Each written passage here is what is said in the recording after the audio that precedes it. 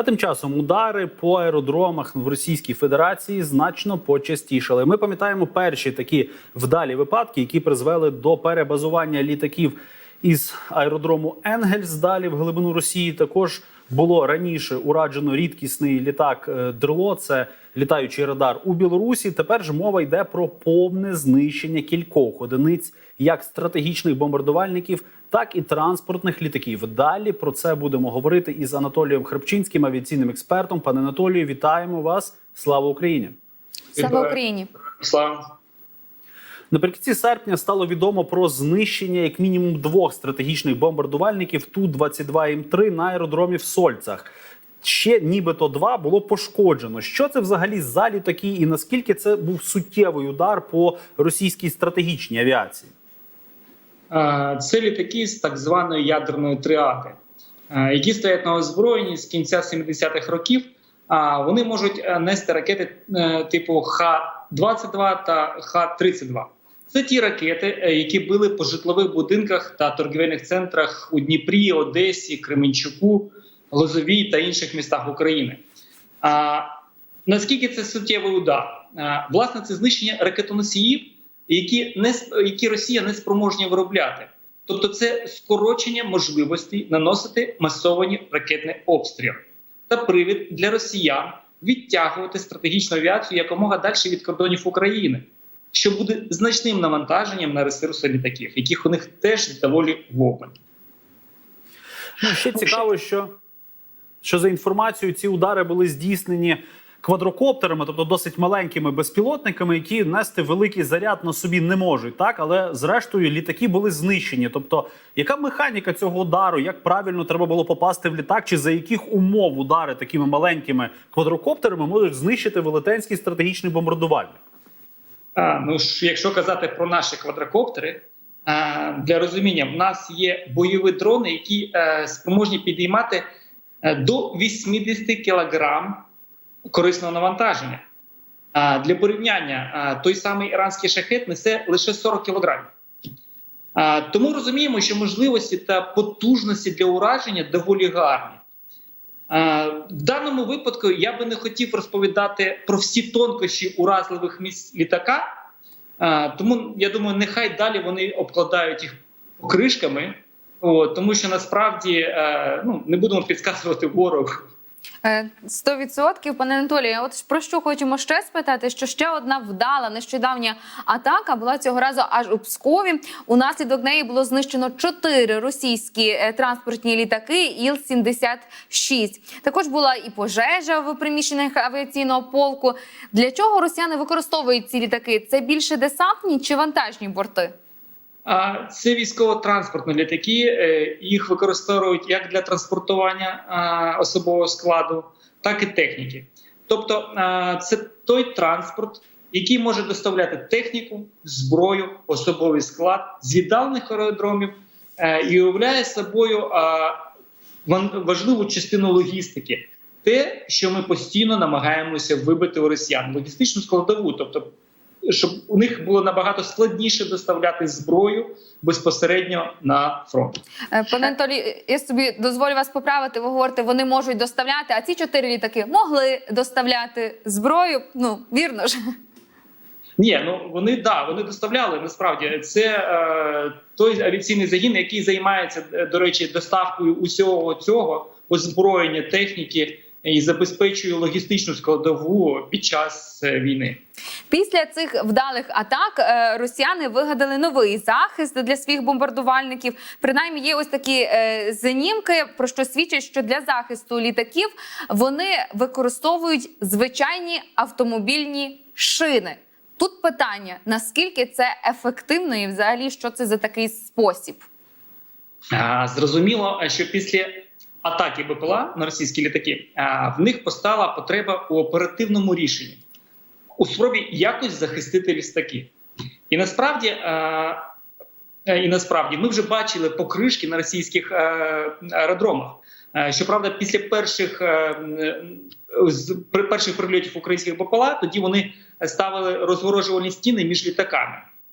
Наскільки цей захист ефективний? Це точно аналогів у світі такого захисту немає. Але я бачу принаймні близько 5 місць, враження яких позбавить ці літаки можливості використовувати бойові задачі. Тобто, з якою ціллю? Ну, ми розуміємо, що вони намагаються якось їх забезпечити безпеку.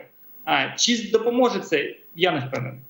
Ну, в мережі вже цей камуфляж назвали камуфляжем в стилі Майдану, так? Ну, автомобільні покришки і Майдан, розуміємо аналогію. І кажуть про те, що, можливо, вони мали би ще й захистити літаки від інфрачервоних променів. Тобто через ці покришки мали би цих літаків не бачити інфрачервоне випромінювання. Чи це реально? Це нереально. Якщо ви подивитесь відео, яке опублікував наш ГУР, коли було видно свідчення літаків, то стає зрозумілим, що вони не захистять від цього, не від інших варіантів супутникових знімків, коли крізь густу туманність або облака можна подивитися. Тобто це не дасть такого ефекту. Ну і ще цікаво, з якими зараз взагалі проблемами може стикатися російська авіація, зокрема і стратегічна авіація. Розуміємо, що і ті літаки Ту-22М3 і Ту-95, так, які наносять ракетні удари по Україні, це літаки досить старі. А санкції накладені, вони не дозволяють до кінця виготовляти ті деталі, які були би потрібні цим літакам. Тобто відбувається якесь певне, мабуть, зношення автопарку, так? Авіапарку, маю на увазі, так. І що взагалі, який стан, як ви оцінюєте, і до чого йдеться, коли вони такими групами велетенськими літаків літають, коли задачі може виконувати лише кілька бомбардувальників, чомусь повітря піднімається більше. Хоча, якщо становлять якісь проблеми з ремонтом, то логіки тут небагато. На мою думку, головна проблема – це те, що вони не спроможні будувати нові стратегічні літаки. Ремонтувати ще поки що да, але здебільшого за рахунок донорів, тобто списаних літаків. Ми бачимо, що під час перших місяців війни вони активно використовували усі типи стратегічних літаків. Це і Ту-95МС, і Ту-22М3, і Ту-160. Але наразі Ту-160 не використовується зовсім. Хоч його можливості набагато більше, ніж у Ту-95МС чи Ту-22М3. Чому? Тому що він значно дорожчий та складніший обслуговування. На відміну від старих Ту-95. Навіть Ту-22М3 виконує набагато менше вилітів, ніж Ту-95. Тому по цим діям ми маємо розуміння, що чим більш технологічний виріб, тим складніше росіянам забезпечити його боєздатність.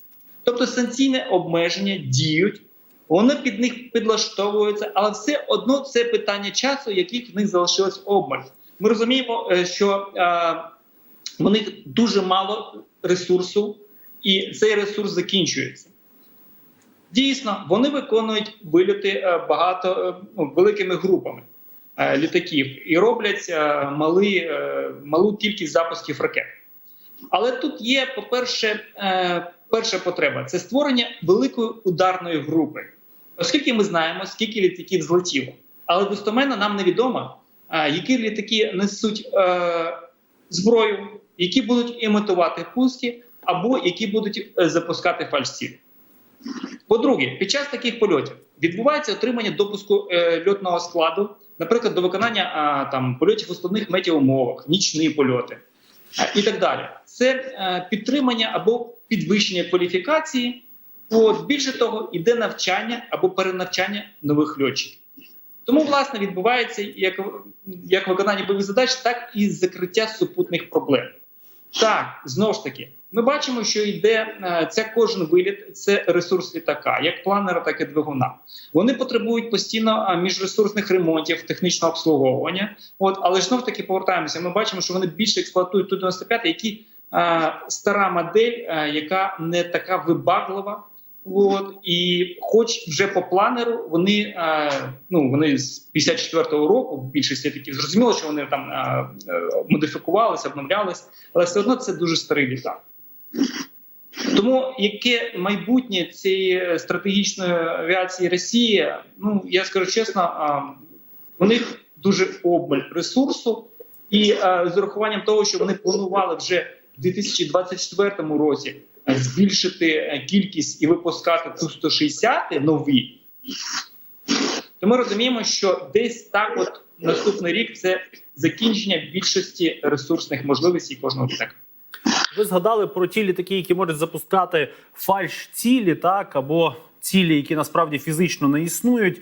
Яка механіка взагалі цього? Бо бачимо, останніми їхніми ракетними ударами застосовується дуже багато таких елементів. Так, одного разу взагалі було запущено лише 3 бойових ракети, а решта це були оці фальш-цілі. Як вони себе проявляють? Тобто, чи можливо їх розрізнити? Яким чином їх можна розрізнити нашим спеціалістам протиповітряної оборони? Чи до останнього моменту ми точно знати не можемо, де ракета, а де фальш-ціль? Дивіться, є декілька видів фальш-цілі. Є декілька видів запуску неіснуючих ракет. Тобто це може підлетіти літак на рубіж пусків, а голосом проговорити з екіпаж може, що пуск здійснений, але при цьому нічого не запускалося.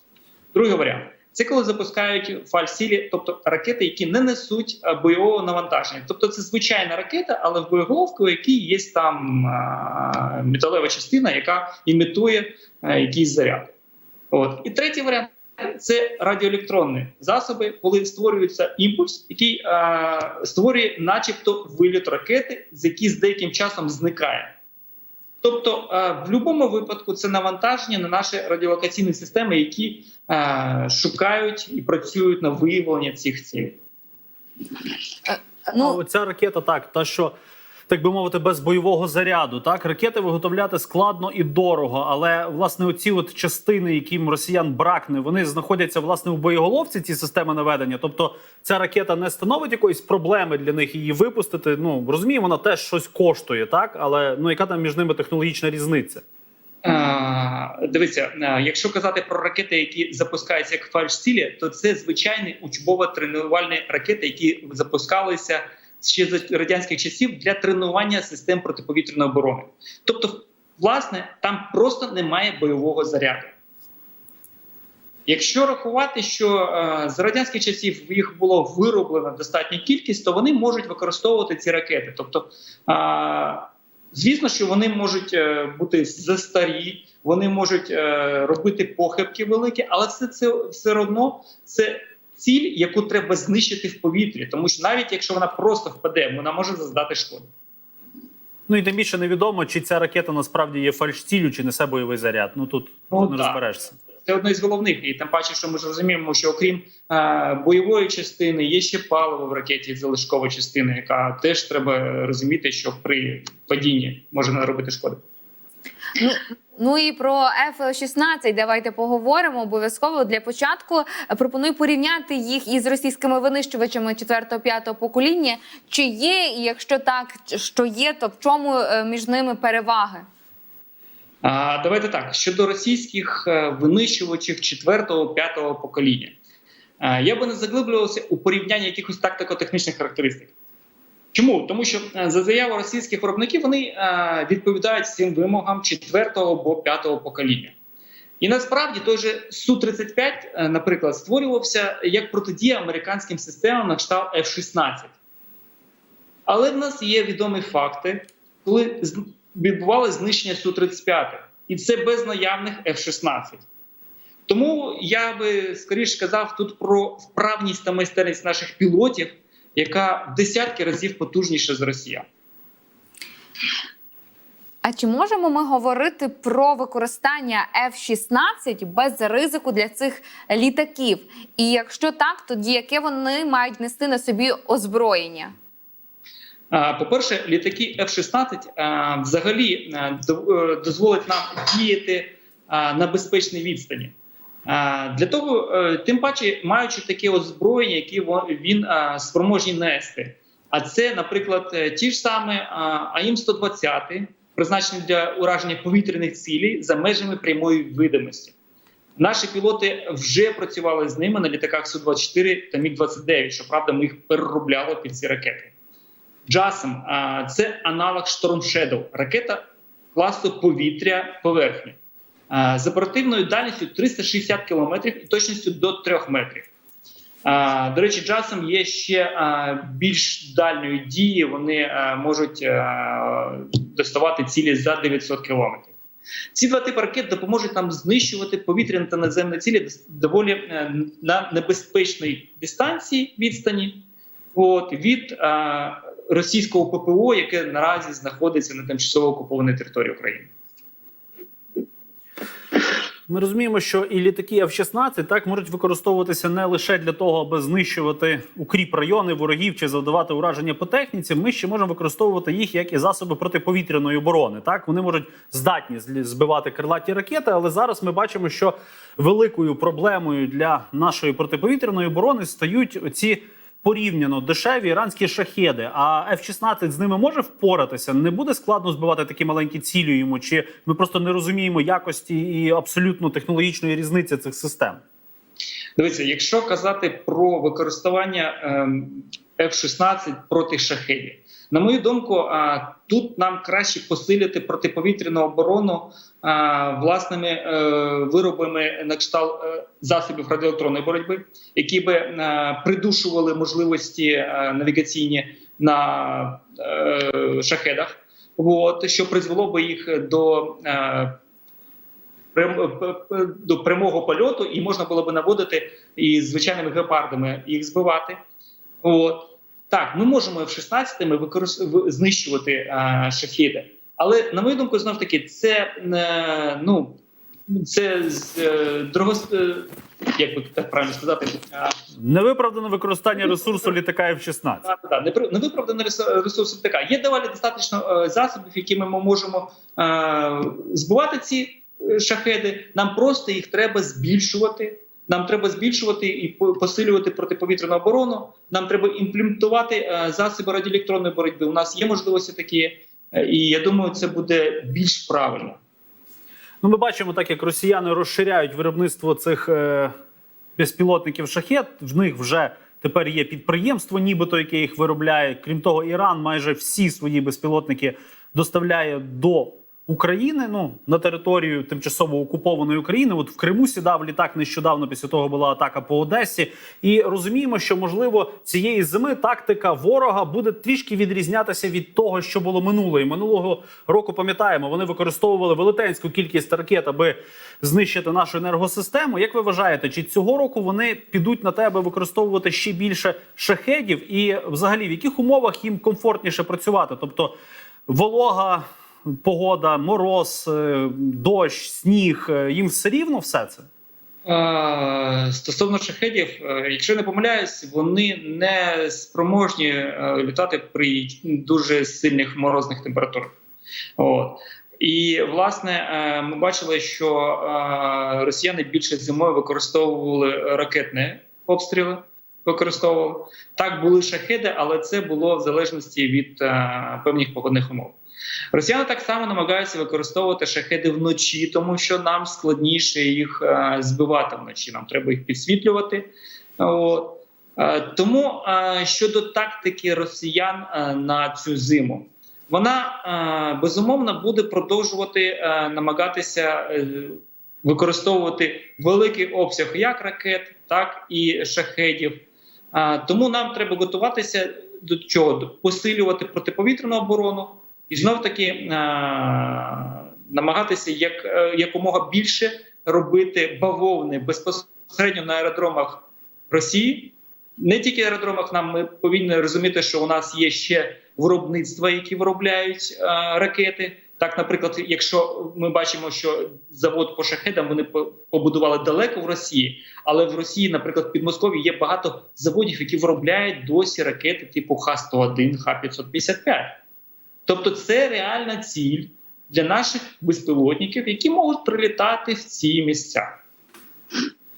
І завершальне питання, так трошки ми від F-16 відволіклися, але так собі пофантазуємо. Як ви вважаєте, яка кількість F-16 повинна бути в Україні, якби вони були справді геймченджерами для цієї війни? На мою думку, не менше 4 ескадрилій ми повинні отримати для того, щоб побачити реально такий потужний ефект. Але насправді, навіть з приходом першої ескадрилі ми вже побачимо суттєві зміни на лінії фронту. Як мінімум, мабуть, росіяни перестануть так часто використовувати керовані авіабомби, бо будуть таким чином потрапляти в зону дії літака F-16. Дійсно, так, да. Ми дякуємо вам за цю розмову. Дякуємо, що доєдналися до нашого ефіру. Анатолій Храпчинський, авіаційний експерт, був гостем у цій частині «Головне за день».